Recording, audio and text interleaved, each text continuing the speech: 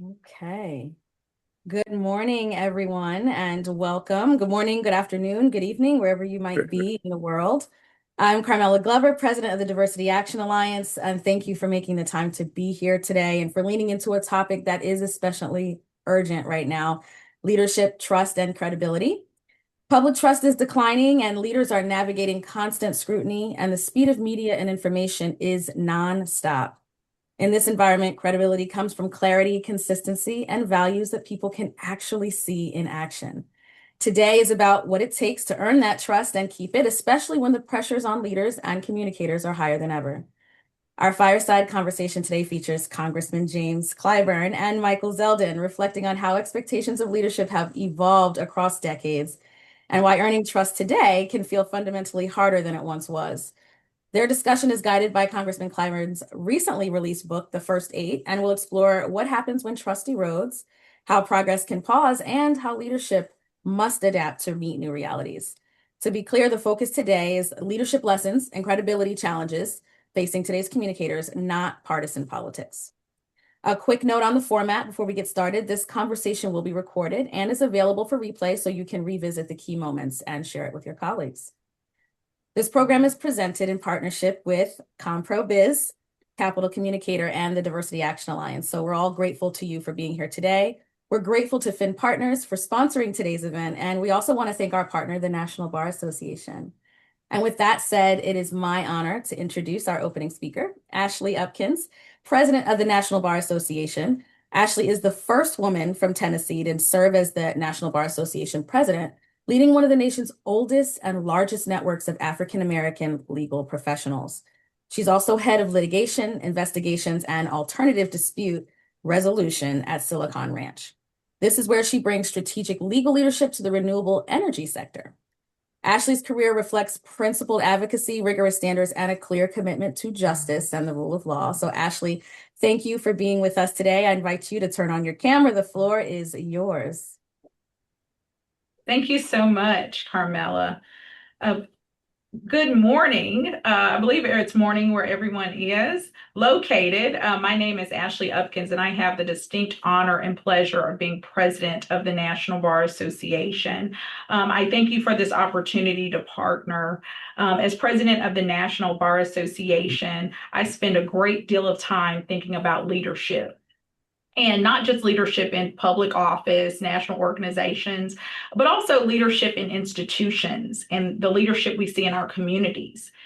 Because trust is really the foundation of everything that we do. It's not a partisan issue, it's a leadership issue. And if we're honest, trust feels harder today to earn than it once did. We're operating in a moment where information moves instantly, where scrutiny is constant, and where leaders are often expected to respond before even being given the chance to reflect or even catch up to the changing news. In that environment, credibility cannot be an afterthought. It must be intentional, and it must be grounded in consistency and values. And that is why today's conversation is so timely. Congressman James E. Clyburn has spent decades navigating the realities of leadership, although there's been changing generations and certainly changing expectations. Pre-internet, post-internet, and now with the advent of social media, things have changed. In his book, I noted that he reminds us that progress is not automatic. And it's put in the words recently of past President Paulette Brown: your silence will not save you.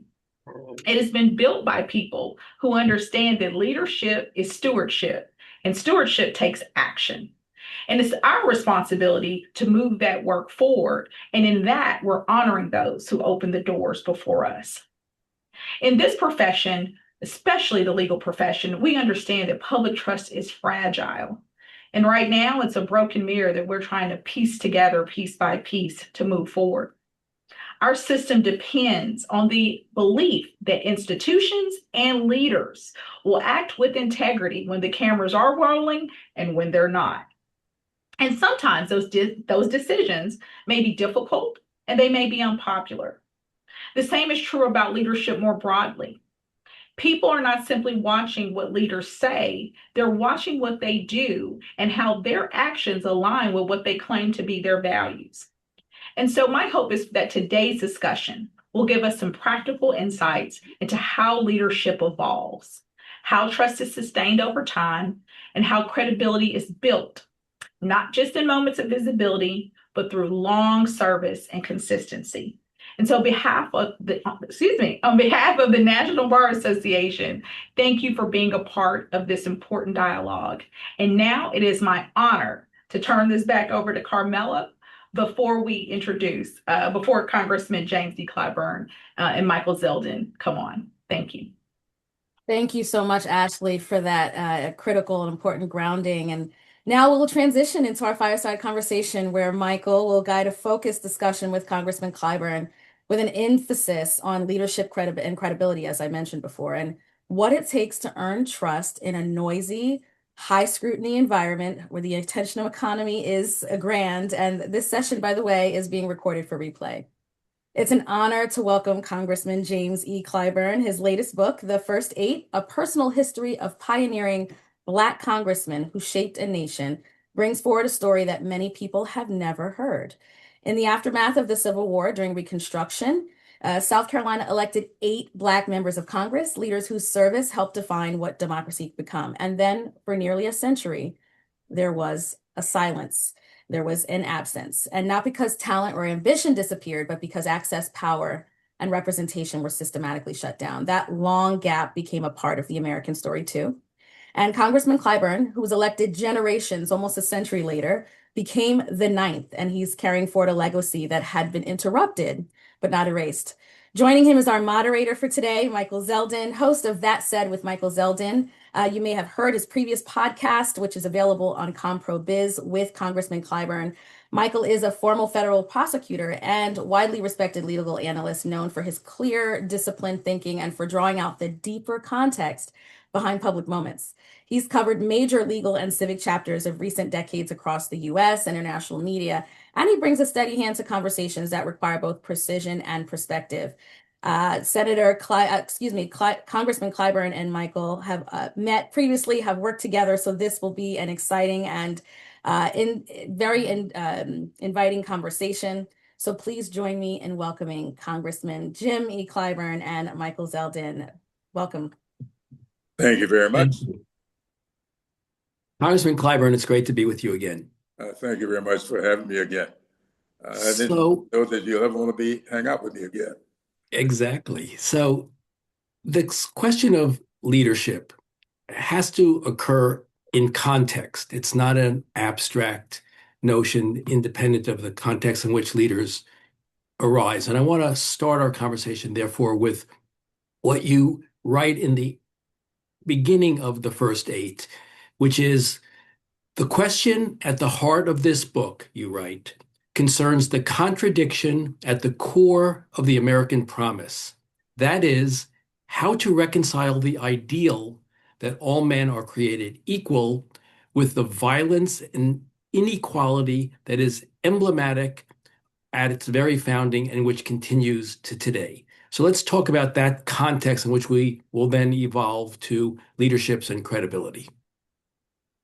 Well, I think everybody is quite aware of the country's history. It was born out of conflict. This country was just meandering through time, attached to England, when all of a sudden the recognition came that leads to even today's mantra of taxation without representation. And of course, that led to a confrontation. Now, a confrontation which led to the Revolutionary War. That confrontation resulted in a death. Crispus Attucks was the first American to die in pursuit of that independence. He happened to have been of mixed race, according to my research, Native American and African American. Whatever it was, he was a person of color. However, Once this country was found, those laws that were put into place, the Constitution by which it operated, built into it a contradiction. All men are created equal. Now, the argument is those people, the Christmas addicts and others who look like him, were not considered to be human beings. And therefore, that Constitution is not a contradiction. But if you go down through history and come upon the decade of the 1830s, a man visiting this country, a man named Alexis de Tocqueville, came to this country from his native France, and while here, studying our penal system, he saw what he said was a certain magic about this country. And he wrote a 2-volume work called Democracy in America. And in those volumes, there's one little sentence that I think spells out exactly what this country has been over the years. He wrote, now remember this is 1830, slavery was still going on, but he wrote these words: America's greatness is not that she is more enlightened than any other nation, but rather because she has always been able to repair her faults. That was before we repaired the fault of slavery, which did not come until 1863. Or really, if you get down to it, to the 13th Amendment, which was later in that decade. But it demonstrates that this country it started out to fulfill that which was in the Declaration of Independence and that which was promised. And so I think that if you look at the fact that we are in pursuit of a more perfect union, recognition of the fact that we are not perfect, part of that imperfection has to do with our failure to live up to the fullness of the constitutional mandates that we are continuously trying to do. And so that's pretty much the way that I reconcile that contradiction. And of course, until recently, we seem to be always in pursuit without much retrogression, save for what happened in 1876 after that presidential election, when we did take a big step backwards, which led to this 95-year that this country existed, particularly in South Carolina, without any African-American representation. So it seems, of course, therefore, that leaders have to understand that fundamental contradiction if their goal is to move us closer to the ideal embodied in our founding documents. Now, you were raised by a fundamentalist dad and a very independent, civic-minded mom, and you were grounded, therefore, in faith and family and public service. But you adhered in your life, and you continue to adhere in your life, to that which your father preached in his church, which is one should lead by precept and example. So Yes. talk about this, because that's at the heart of what leadership is about, leading by precept and example. So talk about how modern leaders need to get that right in order to build trust. Well, thank you so much for modernizing that for me and for broadening that concept. Because my dad, I'm certain from all of our conversations, his precept happened to be those biblical principles. The example was how he felt Christians, especially those who are in leadership, ought to act. And so I'm sure he was training me for the ministry, which I never pursued. But when I told him that I was not going to go to the seminary as we had discussed, he said to me, using Edgar Guess's words that I'm sure you've heard, I suspect the world would much rather see a sermon than to hear one. I took that as my mantra for life. The fact that we ought to make sure that people see in our lives, in our actions, a good, productive sermon. And so if we are going to be effective leaders, I feel very strongly, you have to be a good example. And so what may occur to the contrary could very well be lasting for the moment, but I don't think it's going to be everlasting. And so that's why I still adhere to my dad's teachings, and I try, serving here in the Congress, to be an example. So you'll never hear me using language that I don't want my grandchildren to use in their classrooms. I said on one occasion, when President Obama was insulted in the middle of his State of the Union address, which is going to take place tonight, as you know, and someone stood up from South Carolina and yelled, "You lie," in the middle of his speech. And when I went to the floor and introduced a resolution to let's just chastise him for that, the resolution passed. But I said in that resolution that I thought that the hall of the House is America's classroom. And we ought to conduct ourselves in that classroom the same way we want our children to conduct themselves in the classrooms all over America. That, to me, I've never been able to understand how we've gotten so far from that. Yeah. When I was working as a consultant and we were talking to institutions that were sideways with federal regulators or otherwise, we used to say to the CEO and the board, the tone at the top determines the outcomes downstream.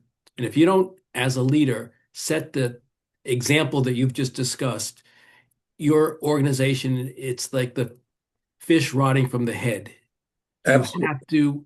You have to lead by example if you want to build trust. Is that the takeaway principally? Absolutely, absolutely. I might use that going forward. All right. Thank you. My dad used to say, you get one chance to make a good first impression. And one of the things that struck me as a corollary to what we were talking about gaining trust is if you squander it, can you rebuild it? And if you can rebuild it, how do you rebuild it? Well, I think you can. And it's kind of interesting. My dad taught the same. And his exact phrase was, you never get a second chance to make a first impression. That my dad said to me so often. But I do believe that that's not quite true. You may not make a first impression. There's no way in the world can you do that with a second chance. But as you said, it can be salvaged. One's reputation can be salvaged. I think that to believe otherwise would be to believe that no one should be allowed to make a mistake, or no one should be allowed to be forgiven for having done so. And so I do believe that may be true, but you can salvage it. And how you do it, I think, continue to demonstrate to people that you do, in your actions, regret having made that bad impression the first time the encounter may have taken place. I know for me, there are a lot of people I've met along the way that after a second or third meeting, I had a totally different impression that I had after the first one. And I think that's just human nature. Mm. On this question of mistake making, Bobby Kennedy had an expression which is hang a lantern on your problem, by which he meant if we make a mistake, admit it. That past error, he said, is no excuse for its perpetration. Now, Sophocles rather, the Greek playwright, similarly said, all men make mistakes, but a good man yields when he knows his course is wrong and he repairs the evil. So let's continue this conversation about all good men and women, of course, make mistakes, but good men and therefore leaders yield when he knows or she knows that the course is wrong and he attempts to repair it. So let's talk about that a little bit. Well, as I wrote in the first aid, we know that we have a country that is not perfect.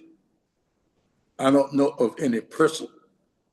In fact, we all know no person is perfect. And when one attempts to lead by claiming to have never made a mistake, by claiming you don't need to ask whatever the omnipotent being might be in your life for forgiveness, to me, that is a person that you should stay away from. And it's unfortunately that the country did not stay away from that, because that is what we're experiencing today. If you really conduct yourself in office, in positions, as if you don't need to ever apologize, you don't need to ever ask for forgiveness because you always have it right, you're the only one who can do it. Come on. That is the kind of stuff of which tremendous consequences, bad consequences flow. Yeah. I think that what we have is this dichotomy between, and this is true specifically, I think, for communications leaders, comms people, is trying to manage reputation instead of building credibility and trust. They're more concerned sometimes with the reputation of the person that they're coming for than building fundamental credibility and trust. So can you talk about this reputation building versus credibility and trust, and perhaps maybe the habits that you have taken into your life to build credibility across this? You're in the 17th term of Congress. Yeah. Well, I don't know if I got it from my mother or my father. I know it didn't come from me, but I grew up believing that repetition is what people think you are. Character is what you really are. And I have lived with that, irrespective of what people may think or what reputation I may have. It is my job to develop good character. And that's what I try to do. And I said that to young people. In fact, this weekend, I'm going to spend on 2 college campuses. I'll be on the campus of Morris College in Sumter, my hometown, where my mother and father both attended. And my mother graduated. My father got his degree 20 years after he passed away, because he was not allowed to get a degree because he did not have a high school diploma, and the state law would not give him a degree. In spite of the fact that state law in the county he grew up in did not provide education beyond the 7th grade for African Americans. These are the kinds of things my dad battled and instilled in us. But his whole thing was, you spend your time on developing character. Now, my second book was my memoir. And in the epilogue to that book, I wrote it as an open letter to my children and grandchildren. And I said to them, if you plan to go into business, get to know the people you want to sell your service or your product to. If you plan to go into public office, get to know the people you want to vote for you. Don't spend any time trying to get them to understand you. You spend all of your time trying to understand them. And if you pursue a path of helping people fulfill their dreams and aspirations, they'll take care of you. And so that's the way I try to teach young people to act. Don't worry about whether or not people understand you. Spend your time understanding them. And I do believe that's the way we ought to invest in our futures. Another thing I always say is that if at first you don't succeed, I know everybody has heard that, but I lost 3 times before I ever got elected. And a friend of mine said to me, what are you going to do now? You know what they say, 3 strikes and you're out. I said to my friend, that's a baseball rule. And nobody should live their lives by baseball rules. And if at first you don't succeed, it didn't say try 1 more time or 2 more times or 3 more times. There is no numerical limit on how many times you try. And so I think that what we have to do in public office especially is to keep working it. No matter how many times you come up short, you keep working it. And I do believe that in the final analysis, things will work out. I've got to have that faith that I got from my dad. I suspect it's probably defined in the book of Hebrew in the 11th chapter, in the first verse, that faith is the substance of things hoped for, the evidence of things unseen. And so Jesse Jackson, who we are mourning the loss of, used to say it another word, keep hope alive. The only way to do that is to maintain faith. You cannot keep hope alive otherwise. And I think that that's true not just for those in public service, but in the private sector and leading organizations, whether it be the top Fortune 500 companies or your mom and pop bodega. That notion of leading with conscience, a desire to do right rather than personal glory. Because I think what happens a lot is people are so concerned these days with their own personal reputation, their own personal glory, that they forget to lead by conscience. Do you see that? Has it changed for you? Has credibility and stuff changed for you in that way over the course of your public career? Oh yeah, yeah. You know, one of the things that I use when I hear people say, if I had to do it all over again, I'll do it the same way. I said, something's wrong with you. You know, my goodness, I can't think of many things that if I had to do it all over again, I would do the same way. No matter how good the result may have been, it could have been better. And I think that what we have to do is to really understand that we have to maintain an openness to improve. And there's always room for improvement. And so as we go through life, you know, I sit in this office with 4 walls. Of course, the window out to Independence Avenue dominates one wall. There's a door behind me onto the hallway dominates the other. But the other 2 walls are dominated by 2 groups of people. One of the group is the first 8 that I wrote about in my most recent book. But the other one is dominated by the people from Brown v. Board of Education that started out as Briggs v. Elliott. Those people were exceptional people. Not a single one of them lettered. Most of them had never finished high school. But they put their names on that petition. Why? Because they wanted something better for their children who were walking 9.5 miles to school every day when the white establishment would not even give them a bus to ride on when the white kids had buses. My late wife walked 2.5 miles to school every morning, back home every afternoon when the white kids had buses. And so the whole notion is that you want something better for the next generation. And what you do and say ought to be contributing to that. And I'm not too sure that what we see happening in our government today, at least what's being attempted, will make life better for our children and our grandchildren. I don't know how you tear up the safety nets and think that life is going to get better for everybody.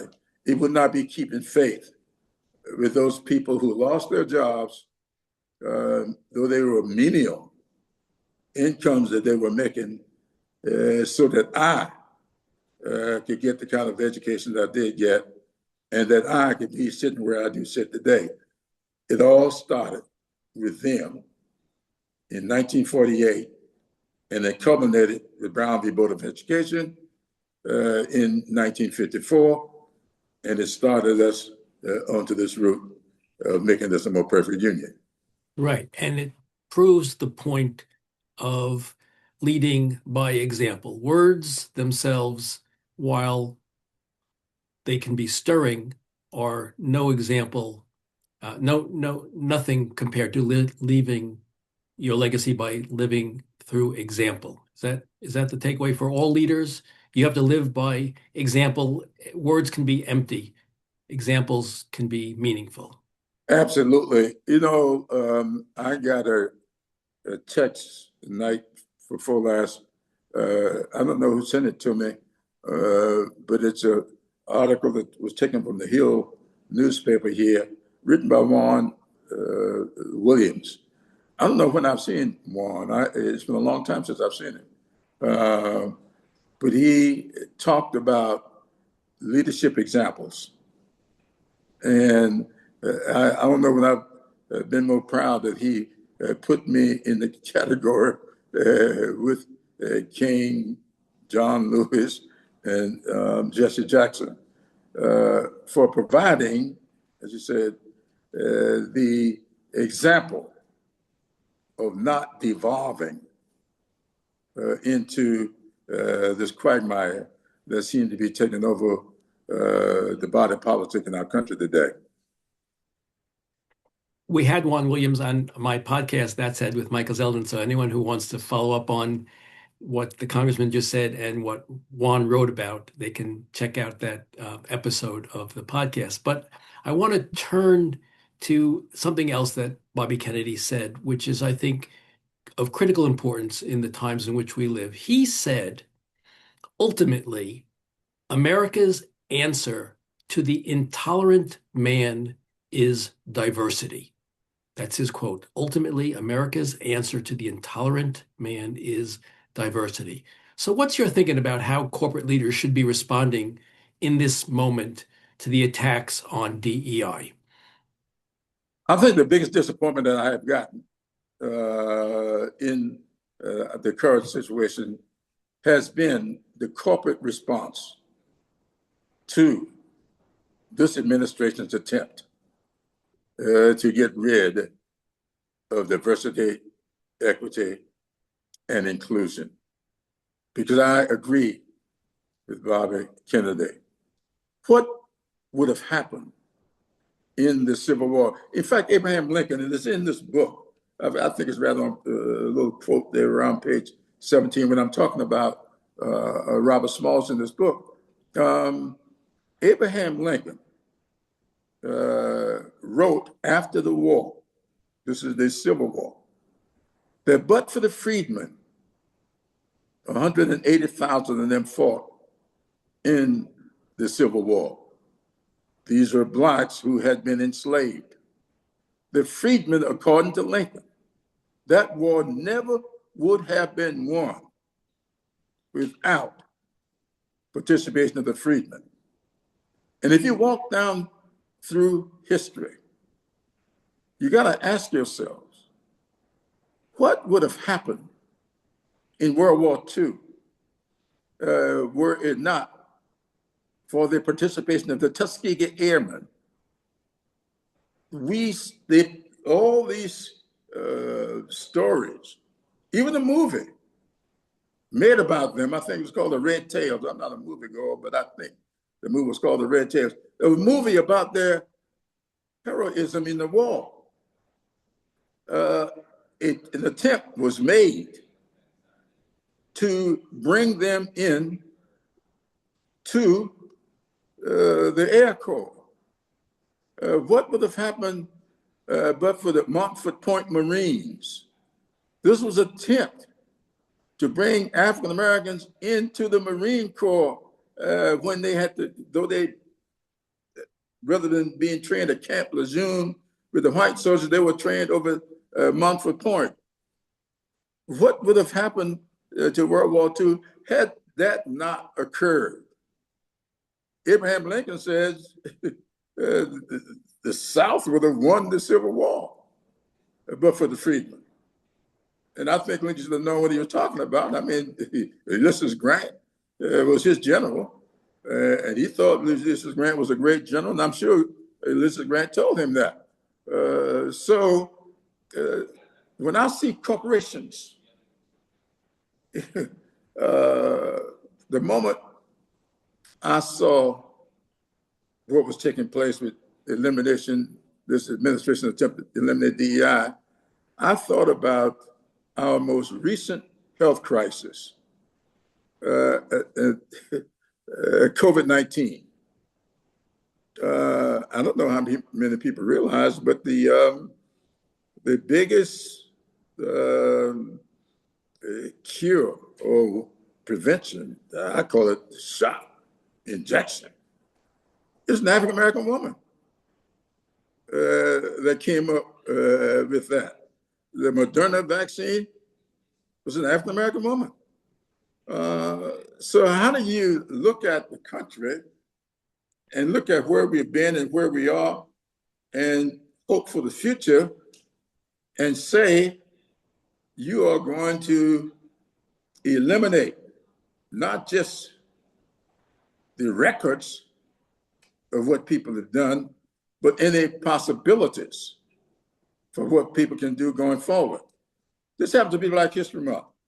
And I often think about the visit that I had with Ron McNair. I noticed earlier in South Carolina, Colombian is on this podcast or whatever this is, Zoom. And she talked about her cousin, Charles Bolden.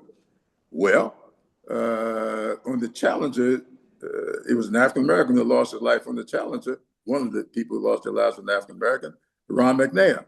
Ron McNair told me just before that trip that he was always introduced as the PhD in physics from MIT.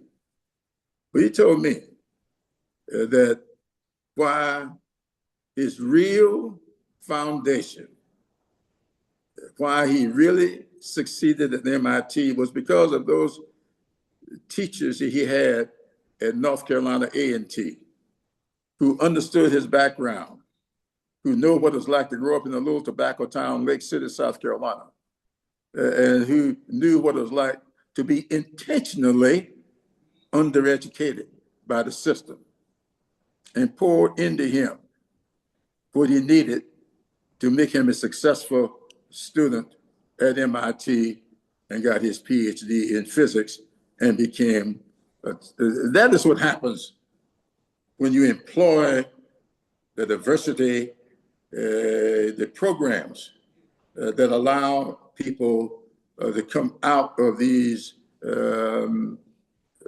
backgrounds that were designed for them, irrespective of their abilities.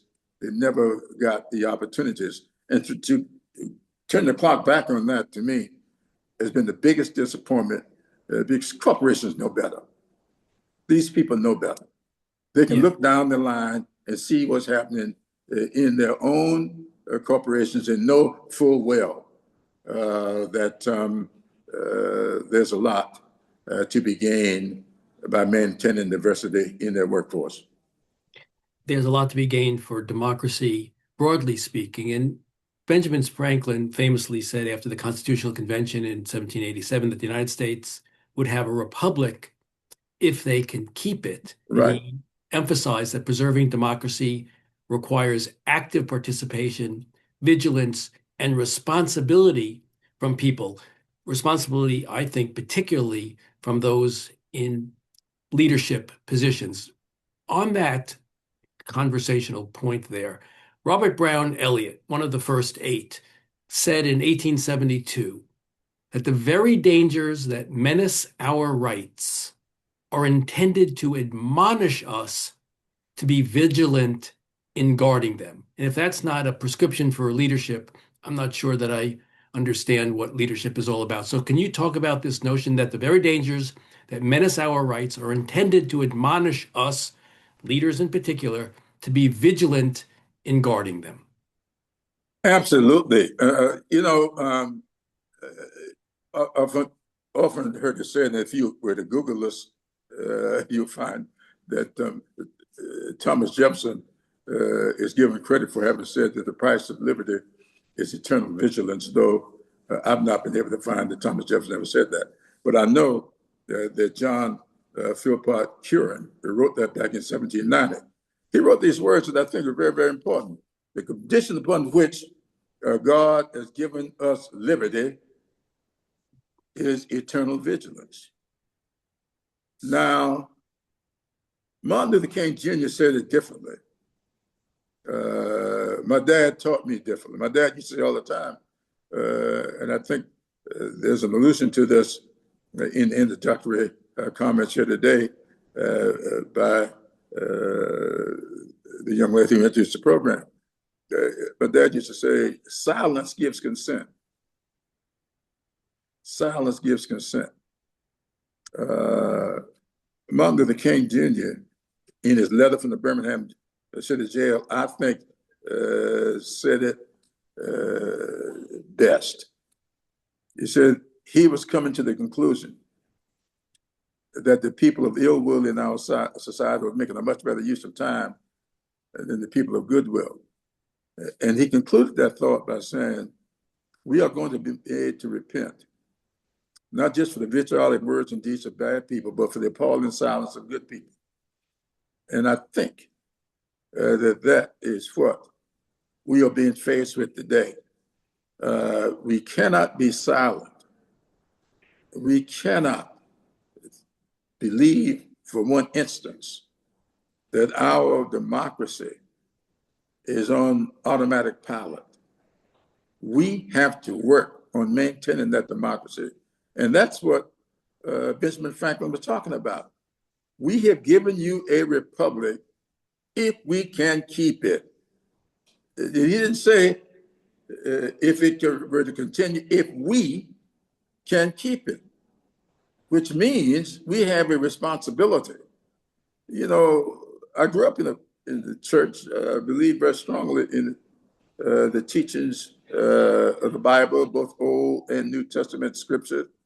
But I don't think for one moment that we can leave it all in the hands of the Lord. We ask to be instruments of God's peace. And if you're going to be an instrument, you ask them to be used to get something done. That's what instruments are. No, you want to be a tool. Just to put a shovel out on the ground doesn't get the job done. You got to pick up that tool and you've got to use it to accomplish whatever your purpose might be. And that's what we have to do with this democracy. De Tocqueville, I believe very strongly, got it right, maybe more right than anybody else I've ever read on this subject. And so it's not just about maintaining a pursuit of this democracy, but doing it in a way that the dignity that you get from DEI and other kinds of pursuits are included in our pursuit of a more perfect union. The Great Seal of the United States and on U.S. currency says "E pluribus unum," out of many, one. So are you hopeful that credible leadership along the lines that we've been talking about can still break through and restore balance? Yes, I am. Another thing my dad used to say to me, son, the darkest point of the night is that moment just before dawn. And I do believe that.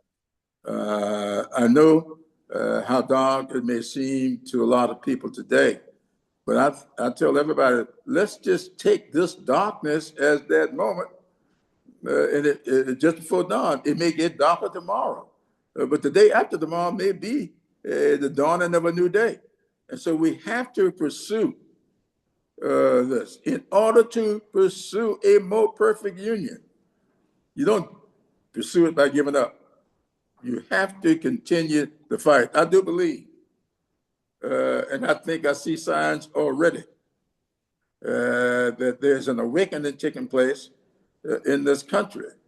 I don't know if anybody would have thought, I certainly didn't, that in that sub-zero weather there in Minneapolis, we would see people doing what they did, not for themselves, people leaving the comfort of their homes, going out to be of assistance to others in resisting what was happening, and they have been successful.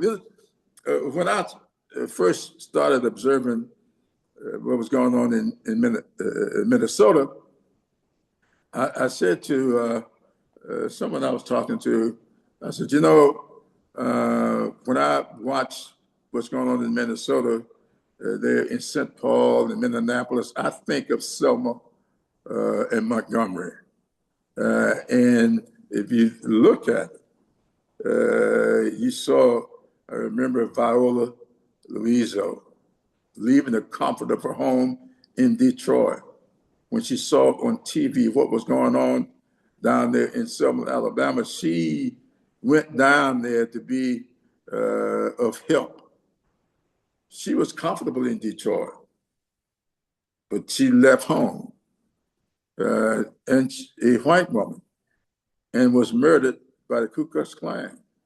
And she was murdered,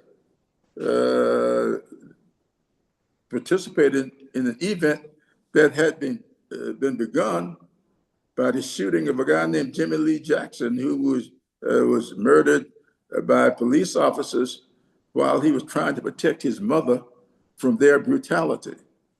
And that reminded me so much of what we saw there in Minneapolis.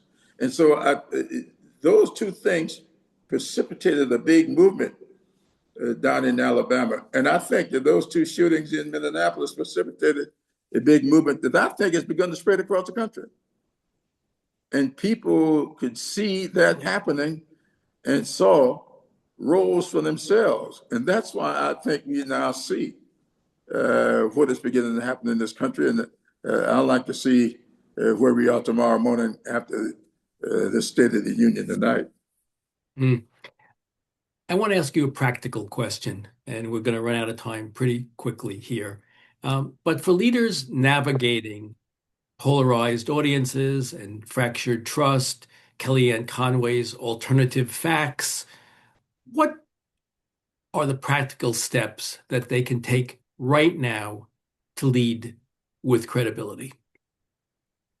I think the first thing that we all should think about is our children and our grandchildren, and what kind of world you wish to see them live in.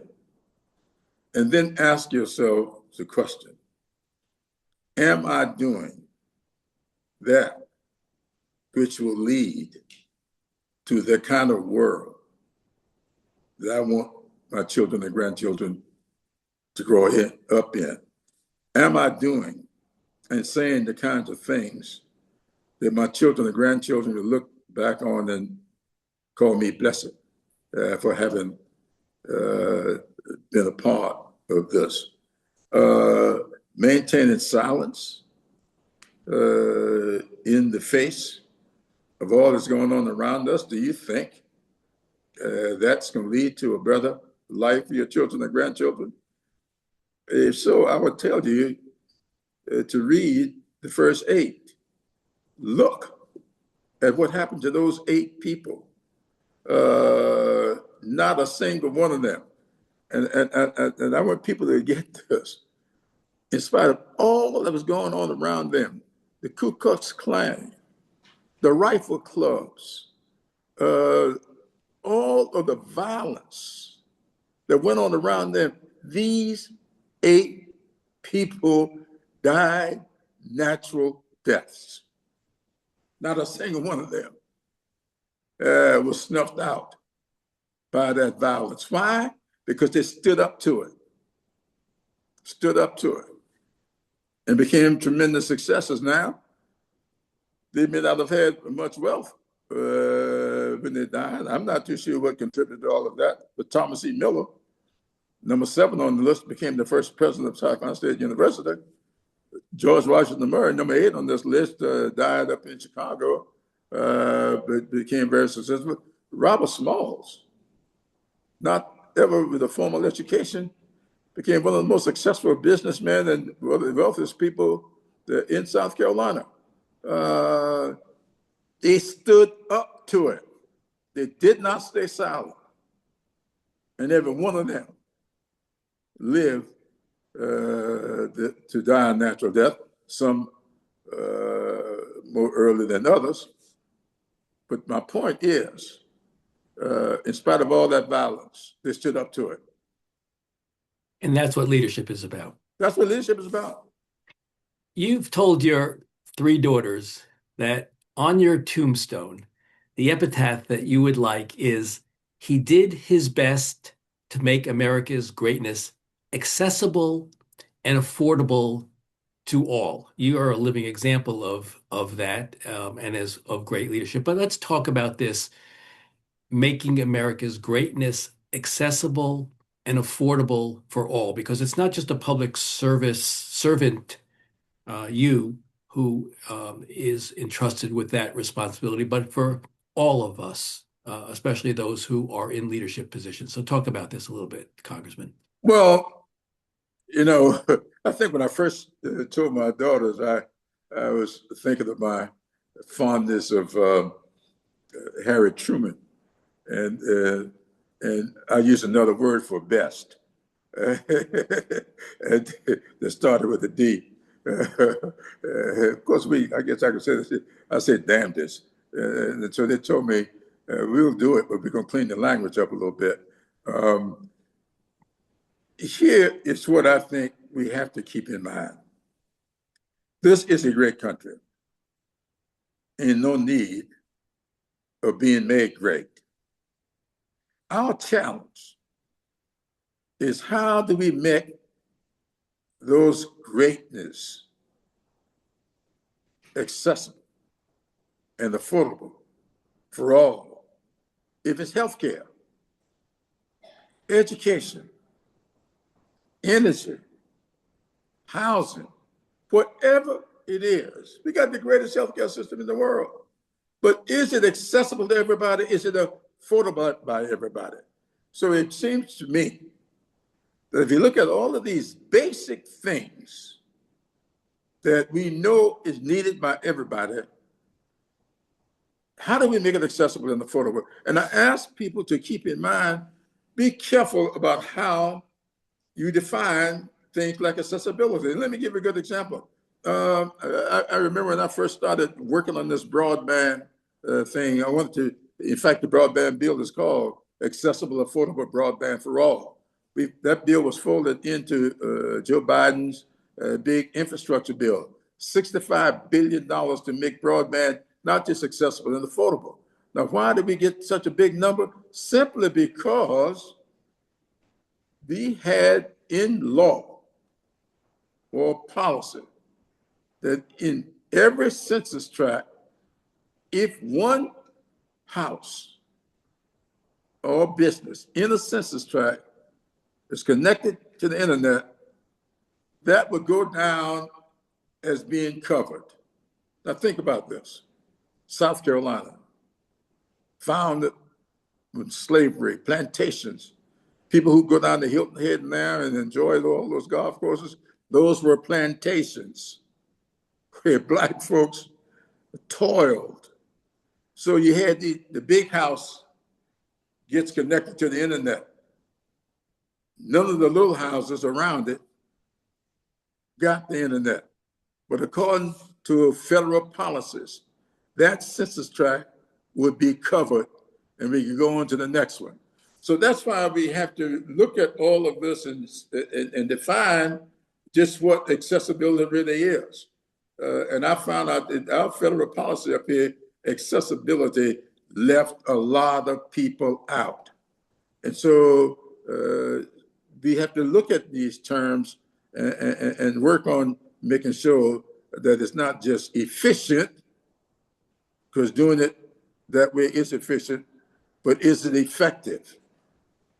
That's what we have to do, is to make it effective as well as efficient. Right. And that's true, as I keep saying, both in the public sector and in the private sector. So we're just about out of time. My last question for you is, if you could leave our community of listeners with one lasting lesson about leadership and trust, what would it be? And of course, if you want to make one small comment about the anticipation of the State of the Union, feel free. But what one lasting lesson about leadership and trust would you like to leave with our listening audience? I don't think I can do any better than vigilance. It's kind of interesting. When Robert Smalls, a lot of people may not know this, but when Robert Smalls escaped from slavery in around April of 1862, that following August, he was sitting down here in Washington with President Abraham Lincoln. It was Robert Smalls who talked Lincoln into allowing freedmen to fight in the war. A lot of people think it was Frederick Douglass.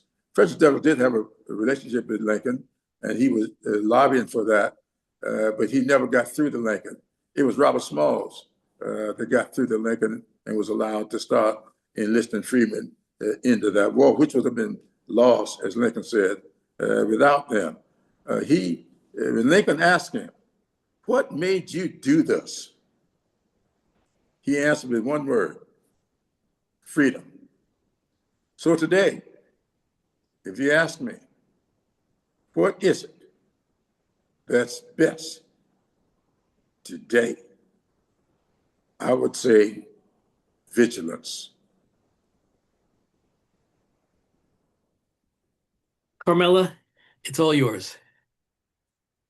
Thank you so much to both of you. Wow, what an insightful conversation filled with so much profound counsel and from Congressman Clyburn, and unearthed by the astute conversation topics that you pose, Michael. So with an excellent foundation laid by Ashley. To close us out, it gives me great pleasure to introduce the Helen C. Shelton. She's Senior Partner and Global Chief Diversity Officer at Finn Partners. Helen is a communication strategist and trusted counsel known for her building programs that connect diverse communities and drive real impact. She leads Finn's global inclusion and impact work, and personally, Helen is a mentor to me and a living legacy in our industry. So I'm grateful she's here to bring us home. Please welcome Helen Shelton. Well, thank you, Carmela. It's an honor to be here. I want to thank you and Faye Shapiro, Michael Zeldin, Ashley, and of course the Congressman. This has been a fantastic conversation. I want to close us out. And I was trying to think of something to say that could kind of wrap up what I sort of anticipated this conversation was going to be. And I wrote down, resilience prevails when all else fails. But then the congressman said something about vigilance. So, in addition to the authenticity, the transparency, and resiliency that I think it takes to be a great leader, and as communicators, we know that that's really important. I think that I'd like to leave us on the note of the importance of vigilance. And it's something that really should be driving us now, especially in the state of our world today. Vigilance, I think, is something that we definitely need. And I would also just like to say to the Congressman Coleman Love, I'm a proud member of Delta Sigma Theta Sorority Incorporated, Charter Line, Dartmouth College, and it's just been an honor. So thank you, everyone, on behalf of Fin Partners for participating in this conversation. And shout out to my cousin Pamela Bynum Reed, who is on the phone on the Zoom from Columbia, South Carolina. Oh my goodness. Thank you, everyone. You know how to make a guy feel good. Thank you Yes, so much for joining us, Congressman Clyburn, Michael, Ashley, Helen, and special thank you to Faye, publisher at ComproBiz, who is the brainchild behind this yes. event. We'd like Thank to you. thank Fin Partners, the National Bar Association, and our partners in co-hosting this, Capital Communicator, ComproBiz, and Diversity Action Alliance. Thank you so much, everyone. This conversation will be available for replay. We will send you the recording when it's available. This has been such an insightful conversation. Have a wonderful rest of your day, and we look forward to seeing you at the next event. Goodbye, everyone. Goodbye.